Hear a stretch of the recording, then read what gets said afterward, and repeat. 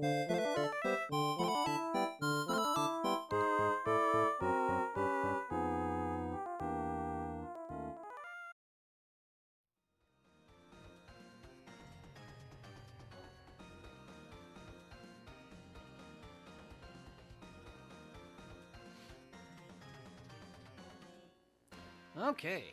so Vendetta,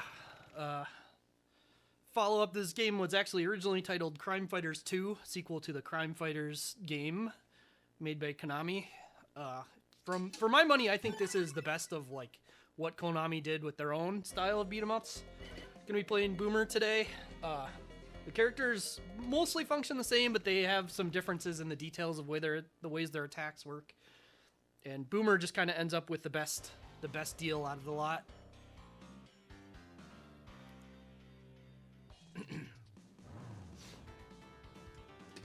Whoops.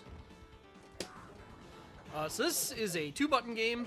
There's punch, kick, and then there's an action done by hitting both punch and kick at the same time. One thing that I like about this game a lot, that a lot of beat-em-ups don't do, is you can just freely, well, not quite freely, but you can pretty freely attack enemies who are on the ground.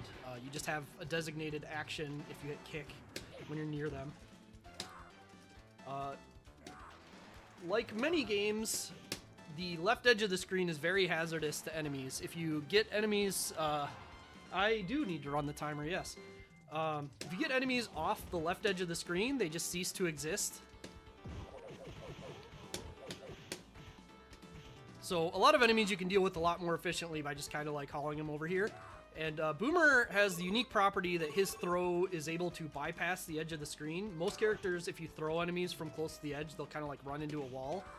But Boomer, for whatever reason, his throw doesn't do that. It just throws them off. So here, I'm going to use a little trick to hit the boss early. He's intended to have this whole intro sequence where he jumps down. And instead he just gets hit with the tire.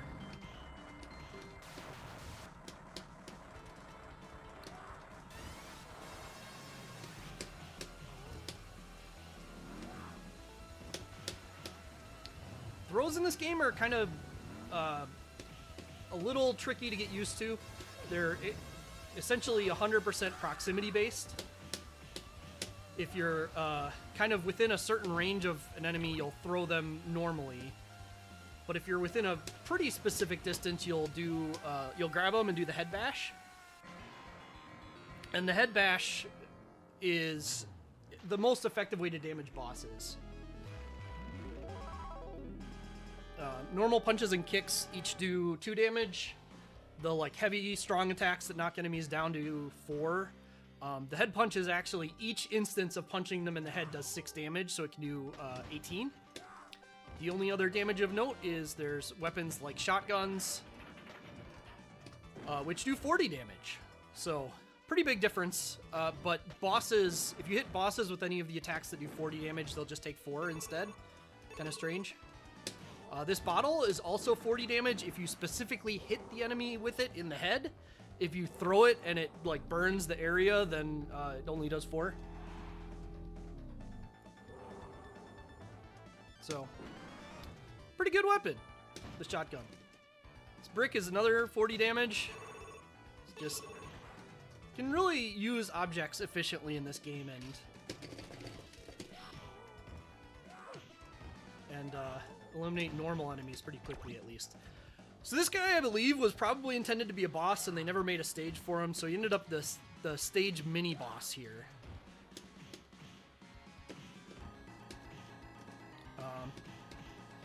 Try and use some visual cues on him laying down to set up head punches. Nah, yeah, like I said, make pretty quick work of him when you can get the head punches efficiently.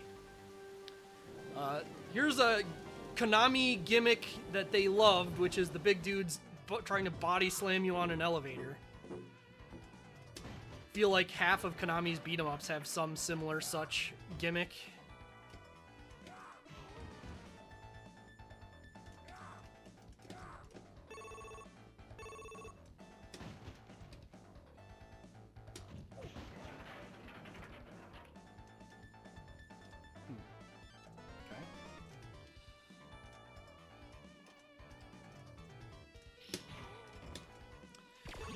Alright, this boss, pretty clearly influenced by Bruiser Brody.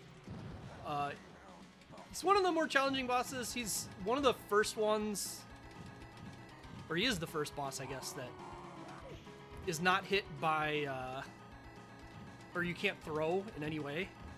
But fortunately, most characters' standing kick is pretty good at keeping this distance. Whoops. And I use a pretty specific sequence of damage there. Missing Link has one attack where he can't be interrupted out of it, but he'll still take damage. And so by using the chain during that attack, you can hit him a lot of times. The chain does 4 damage a hit, and it'll actually hit him twice instead of the once that it would hit normal enemies, because of him not getting knocked down by it. So, yeah.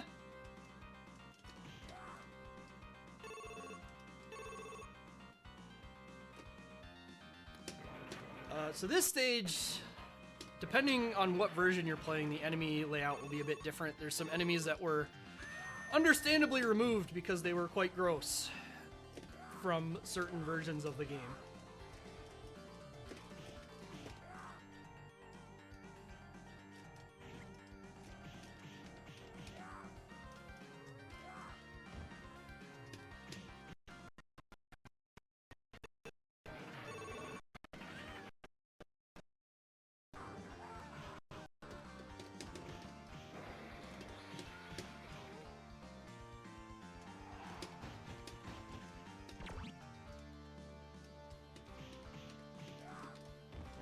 Just throw him and then move the screen to get rid of him. A lot of these, like, mid-size enemies can be dispatched just effectively instantly by doing this.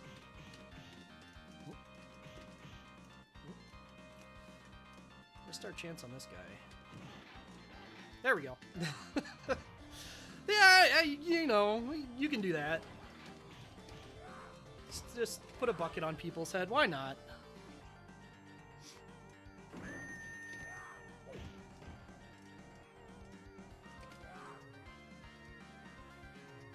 Then these guys are a bit weird. These guys all spawn with 0 HP. They don't have even 1 HP as they spawn. So, kind of, it makes them kind of awkward to fight because a lot of the strong attacks trigger based on when an enemy's health is low. So if you're anywhere near them, you'll get a strong attack instead of the weak ones, and the strong attacks tend to be a lot slower.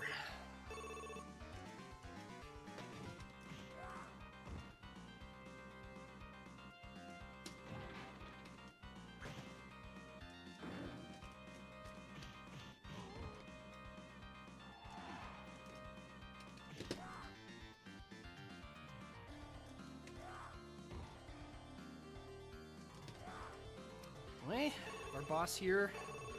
This is another kind of thing Konami really liked to do in their beat-em-ups, was have boss that's the brothers that are wildly different size. It's a pretty cool strategy you can do with these two if you pin them in the corner at the start, where you just kind of knock them down into the wall over and over again.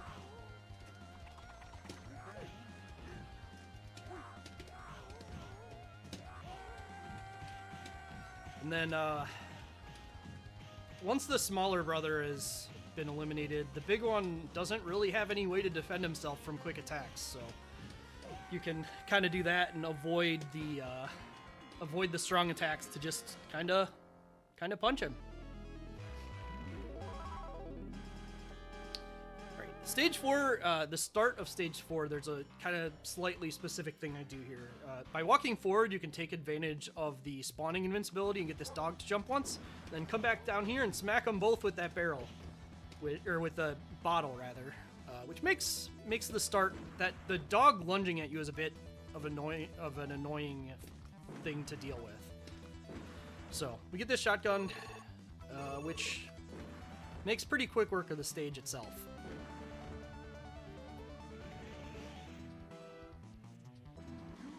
So, yeah, here we are, the boss. The spear enemy, that's the only one of him we're going to see. There's 2 of him in the entire game, one of which we despawned by just walking forward. Oh.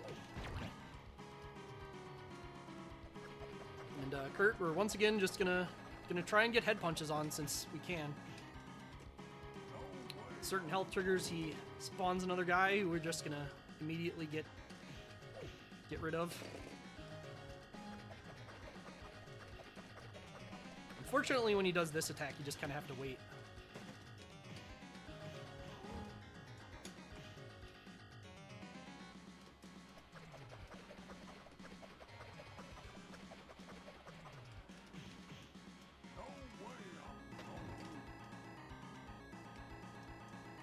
Whoa. I'm gonna have to play a little bit safer. Your health bar in this game is a bit of a deceptive thing because you really have very little health compared to what you feel like you should have with this big of a health bar. Just gonna let him spin.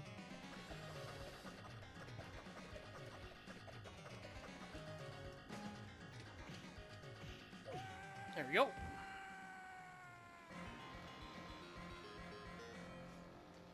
Okay, stage 5, once again, there's dogs, but they kind of made, I don't want to say a mistake, but they put him right on the left edge of the screen at the start. So I'm going to start the stage by mashing left and kick. And there, he's gone. The dogs have been despawned instantly.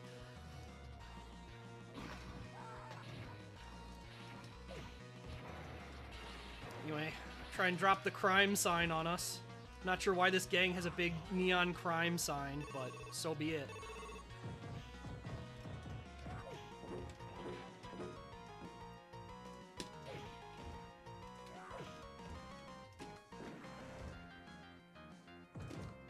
This guy tries to ambush us and, you know, just gets shot. And then this elevator. It's a very silly elevator.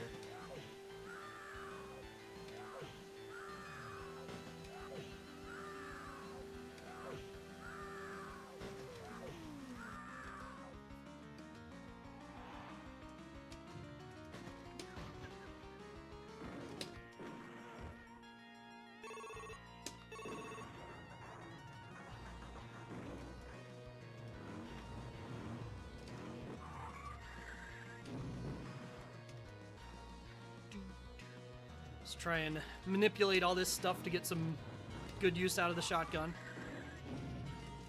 Including switching to the bottle for a moment there.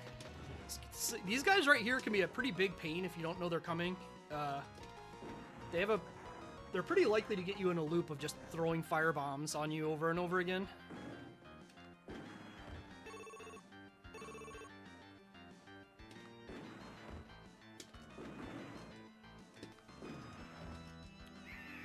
Yeah, I don't know, just a little bit of, they give us a lot to work with here, so use a bit of item management. And then our boss, Faust.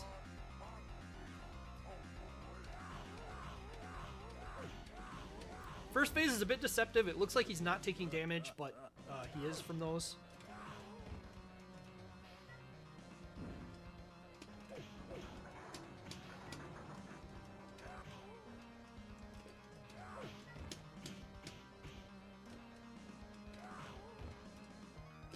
Oops. Oh, well, get rid of that at least.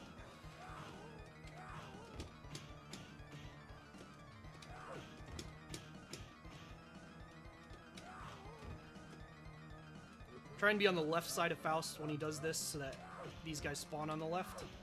Make it easy to despawn them. And can get a little bit more damage on him when he's on the ground now in phase 3, I guess.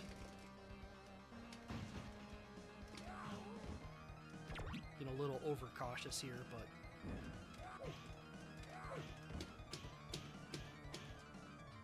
then yeah, he goes and grabs a gun, and if you don't know what's coming, this is really, really dangerous. Can end your life instantly.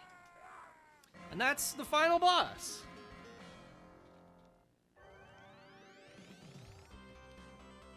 We rescued Kate, the whole objective.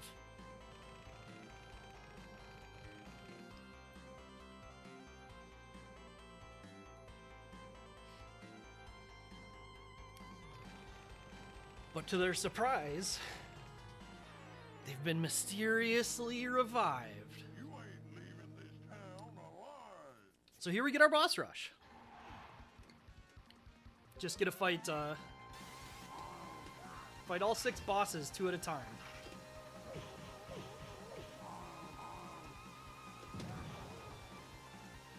So, this part's pretty interesting. Obviously, it's quite dangerous, especially if you don't know how to manage some of these bosses. I think he's gonna stop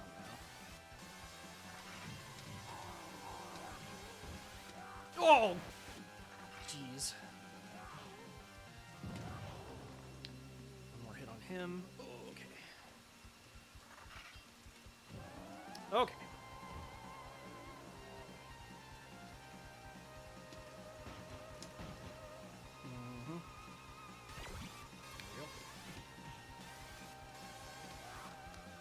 Buzzsaw is a little awkward. When he goes through his phase change, he breaks any throws or anything you're in. And because of what his health total is, it's pretty common to phase change him with head punches.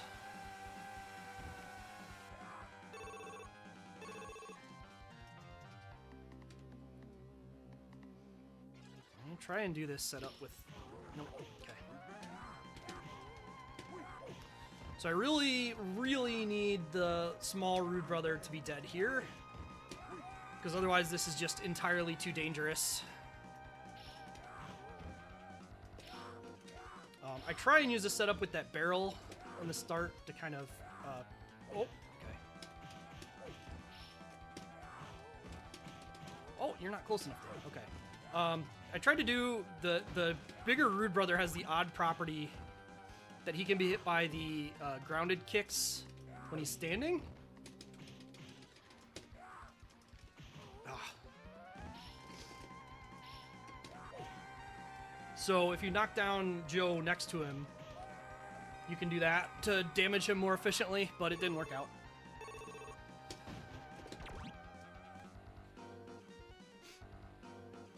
Anyway, last 2.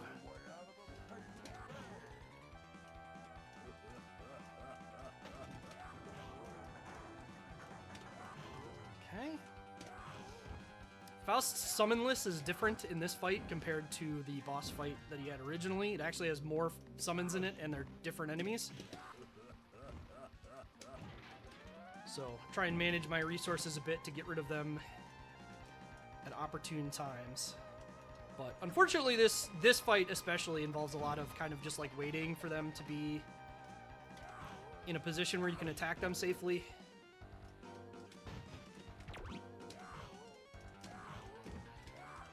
Because like Kurt especially can start doing this and taking up a lot of space.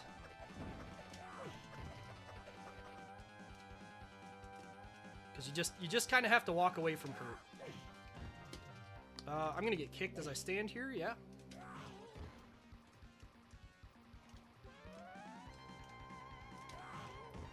A lot of times you just kind of have to wait for Kurt to bury his anchor so that you've got time to fight Faust.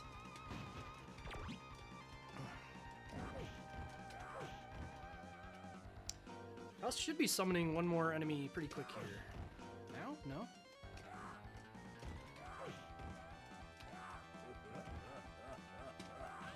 Okay, she's out of there.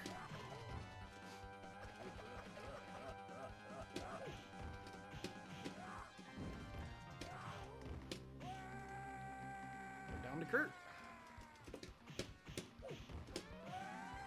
And that's that. No problem.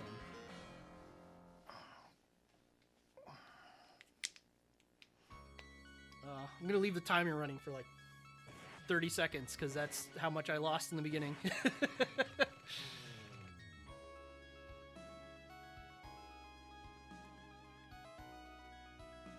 it probably wasn't like 30 seconds. Probably something like this.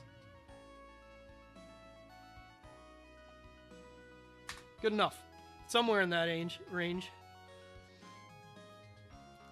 That said, if you leave this game through the credits and you continue, it actually loops indefinitely. And not only does it loop indefinitely, but it actually only increases in difficulty once. Loop 2 is on the same difficulty setting that it would be on if you had 2 players. And then after that, it's just the same forever. So you can definitely spend a long time looping this game for score if you really want to. And just to show how dangerous enemies are, we'll let these first two guys do the honors. Well, maybe it'll be 4.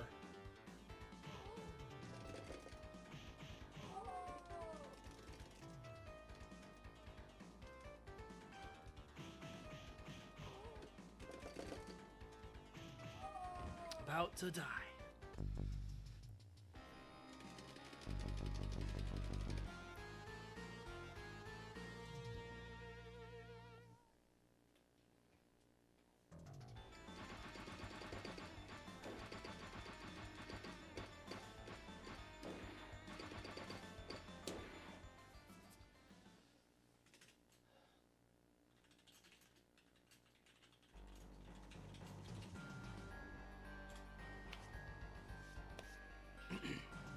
And that's that for that. We'll try Final Fight next.